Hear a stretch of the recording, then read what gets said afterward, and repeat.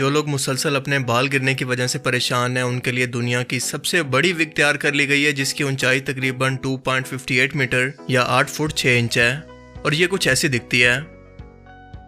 आप चाहें तो इस पर अपनी मर्जी का कोई भी हेयर कट करवा सकते हैं और चाहें तो इसको ओढ़कर सर्दियों में ब्लैंकेट के तौर पर भी इस्तेमाल कर सकते हैं। इमेजिन कि इस लड़के को आपके साथ लिफ्ट के अंदर जाना पड़े या फिर ये मूवी देखते वक्त आपकी फ्रंट सीट पर बैठा हो, गाड़ी की या फिर बाइक की अगली सीट पर आपके सामने आकर बैठ जाए। चलो और किसी का फायदा हो ना हो, लेकिन पैंटीन और हेड एंड शोल्डर वालों को तो अपने लिए बिल्कुल परफेक्ट मॉडल मिल गई है। और अगर आप किसी को ये गिफ्ट करना चाहते हैं तो उसे कमेंट सेक्शन में जरूर मेंशन करें। Amazing random facts around the world के सीजन 2 पार्ट 23 में खुशामदीद।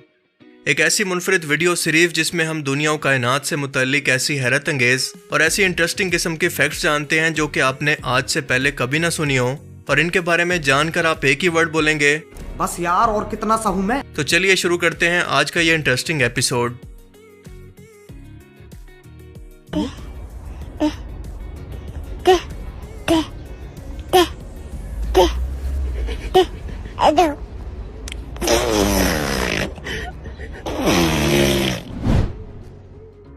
वैसे तो हिंदुइज्म के अंदर कई मिलियन छोटे बड़े खुदाओं की पूजा की जाती है और आए रोज इनके अंदर कोरोना देवी या फिर भगवान नरेंद्र मोदी की तरह इजाफा होता जा रहा है। लेकिन आपको ये जानकर हैरत होगी कि जनूबी भारत के गांव के अंदर हिंदू लोग एक मुसलमान की मूर्ति बनाकर इसकी पूजा करते हैं, और वो भी इतनी लंबी लंबी लाइन्स के अंदर लगकर, क्योंकि यहाँ के हिंदुओं ने मिलकर इसकी बाकायदा एक मंदिर बनाई है जहाँ पर इसकी पूजा करने के लिए ये हर रोज यहाँ पर इकट्ठा होते हैं। और ये मूर्ति खुद किसी वेडिंग केक की तरह लगती है।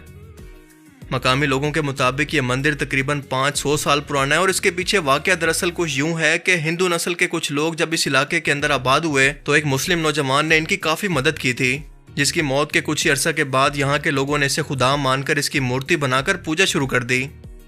आज के टाइम के अंदर भी ऐसे लोग मौजूद हैं। मतलब कहाँ से आते हैं ये लोग, कहाँ से आते हैं? इस मूर्ति को फ्रूट, नारियल, शराब, गोश्त, अगरबत्तियां चढ़ाने के लिए इस्तेमाल किया जाता है और अच्छा खासा बिजनेस भी चमक गया है, किसी और का नहीं बल्कि सिर्फ मंदिर के पुजारियों का। और इस वीडियो को देखने के बाद हमारे मुसलमान पीर और दरबारों की इंतजामिया ने यहाँ पर अपनी तबलीगी जमात भेजकर इनकी हिदायत के लिए कोशिश शुरू कर दी है कि ये लोग मुर्दों की पूजा करके इससे दुआएं मांगकर शिरक करने से बाज आ जाएं। You know what I mean. असल में बात यह है कि जहालत की ना कोई बाउंड्री होती है और ना ही कोई लिमिट होती है। ये हर फिरके में, हर मजहब में और हर एक बाउंड्री के पार आपको बिल्कुल एक जैसी मिलेगी, जिसका ताल्लुक किसी और चीज से नहीं बल्कि सिर्फ और सिर्फ जहालत से है।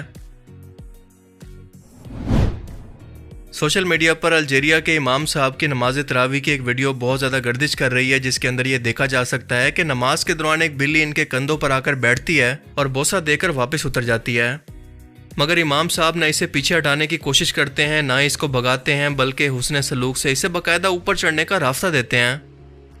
अब बज़ाहिर ये एक छोटी सी वीडियो है, मगर इस कदर अहम है कि पूरी दुनिया की मीडिया इंडस्ट्री को अकेले तबाह करने के लिए काफ़ी है, जो अरबों डॉलर लगाकर फिल्म, मीडिया और सियासत के अंदर मुसलमान कौम को एक जालिम और वैशी कौम साबित करने की हर मुमकिन कोशिश करते हैं। लेकिन इनके तमाम चालों को इस एक वीडियो ने गलत साबित कर दिखाया कि हमारा मजहब इस्लाम दरअसल सिर्फ इंसानों के लिए ही नहीं बल्कि जानवरों से भी हुस्न सलूक और प्यार का दर्स देता है। जिस तरह से कतर ने फीफा वर्ल्ड कप के दौरान इस्लाम का असल चेहरा गैर मुस्लिमों के सामने पेश किया और लोग हकीकत जानकर इस्लाम कबूल करने लगे, बिल्कुल वैसे ही पूरे इंटरनेट पर यह वीडियो सामने आने के बाद कई गैर मुस्लिम इस हुस्न सलूक से मुतासिर होकर क्यूरियोसिटी में ही सही लेकिन एक बार तो इस्लाम के बारे में जान रहे हैं। और इस अपनायत की एक वजह यह भी है कि इनके खुद के मुल्क के अंदर भी यह कानून है और इन लोगों की फितरत के अंदर जानवरों से मोहब्बत शामिल है।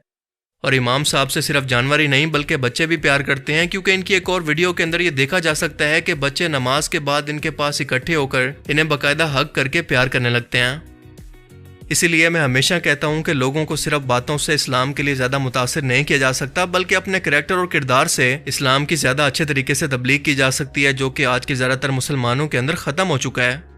सो लेट्स बी ऑनेस्ट, हम सभी लोग जानते हैं कि अगर ये बिल्ली इंडिया या पाकिस्तान के अंदर इमाम साहब के साथ ये हरकत करती तो यकीनन उस बेचारी का कुछ ऐसा हाल होता। पागल हो गया।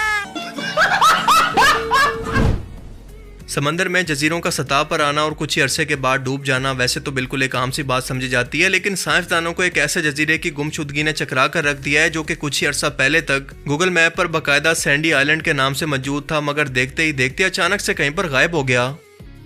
ये पूरा जजीरा पुराने नक्शों के अंदर भी मौजूद था और गूगल मैप पर भी, लेकिन गूगल मैप हमेशा से आसमान की सैटेलाइट के जरिए तस्वीरें लेता है जिसकी इतनी बड़ी गलती के चांसेस ना होने के बराबर हैं कि कोई जजीरा मौजूद ही ना हो और वो इसे मैप पर दिखा दे।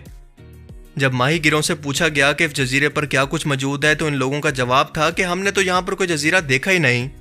रिसर्च टीमों ने जब इसकी खोज की तो ये वाकई वहाँ पर मौजूद नहीं था और ना ही समंदर की गहराई के अंदर इसका कोई नामो निशान था, जिसके बाद सवाल ये पैदा हुआ कि आखिर ये इतना बड़ा जजीरा कहाँ पर चला गया, क्या इसे ज़मीन खा गई या फिर आसमान। इसी सवाल ने इसका नाम गुफ्ट आइलैंड या फिर भूतिया जजीरा रख दिया, जिसके बारे में आज तक रिसर्चर परेशान है कि ऐसा भला मुमकिन कैसे हुआ, पर किसी के पास इसका कोई जवाब नहीं। अगर आप भी कहीं ट्रैवल करने के लिए गूगल मैप्स का इस्तेमाल करते हैं तो आपके लिए बहुत बड़ी खुशखबरी है कि इसे बहुत जल्द इतना एडवांस बना दिया जाएगा कि आप सिर्फ अपने मोबाइल फोन का कैमरा खोलकर ना सिर्फ उस जगह को पहचान पाएंगे बल्कि ये टूरिस्ट गाइड की तरह आपको अपनी लोकेशन पर लेकर जाएगा। मोबाइल का कैमरा ओपन करते ही ये आपको पहचान कर बताएगा कि आप इस वक्त कहाँ पर मौजूद हैं और आप किस डायरेक्शन के अंदर जाना चाहते हैं, आपके आसपास मौजूद बिल्डिंग्स किस मकसद के लिए हैं। और अगर आपको तब भी मुश्किल पेश आए तो एक टूरिस्ट गाइड जो कि एक लोमड़ी है आगे चलकर आपको अपनी मंजिल पर पहुंचाएगी, बस आपको इसके पीछे पीछे चलकर इसको फॉलो करना है। गूगल ने इस नई टेक्नोलॉजी को वर्चुअल पोजीशनिंग सिस्टम का नाम दिया है, जो कि आपको बिल्कुल एग्जैक्ट फासला और टाइम को तय करके जल्द से जल्द किसी भी नई जगह पर पहुंचाने के लिए काफी हेल्पफुल होगा। क्या कमाल का आइडिया है ना? अमेजिंग।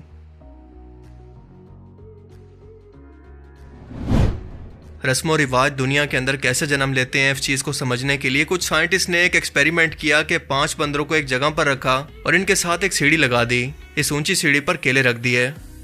जब भी कोई बंदर इन केलों को उठाने के लिए सीढ़ी पर चढ़ता तो तमाम रिसर्चर इन बंदरों पर पानी डाल देते और जब ये बंदर नीचे आता तो पानी बंद हो जाता। कोई और बंदर सीढ़ी पर चढ़ने की कोशिश करता तो उसके साथ भी यही होता। रिसर्चर फौरन से तमाम बंदरों पर ठंडा पानी डाल देते। अब आहिस्ता आहिस्ता तमाम बंदरों को ये बात समझ आ गई कि सीढ़ी पर चढ़ने से नुकसान होता है क्योंकि हम सब पर पानी गिरने लगता है। अब अगर इन 5 बंदरों में से कोई एक भी ऊपर चढ़कर केलों को उतारने की कोशिश करता तो बाकी 4 मिलकर इसको नीचे उतारते और इसको खूब मारते। अब रिसर्चर्स ने क्या किया कि 5 में से एक बंदर को निकाल कर इनकी जगह एक नया बंदर इनके दरमियान रख दिया, जिसे कुछ पता नहीं था कि यहाँ पर आखिर क्या चल रहा है।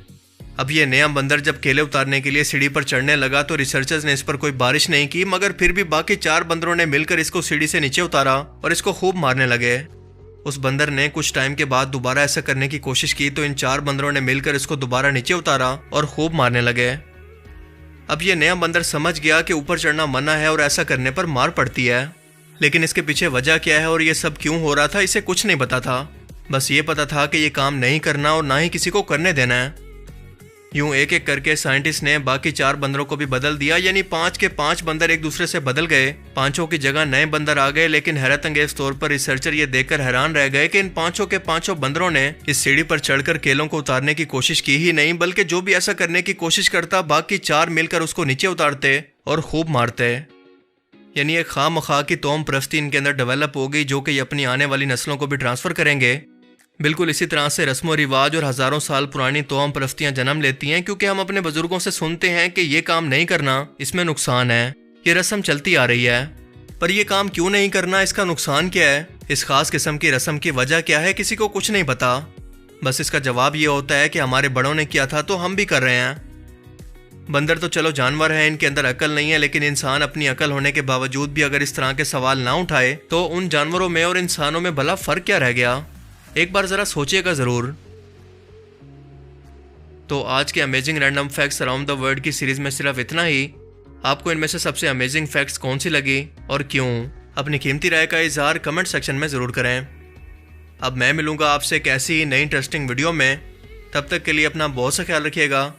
Thanks for watching this video. Allah हाफिज। खत्म। Bye bye, tata, good bye, गया।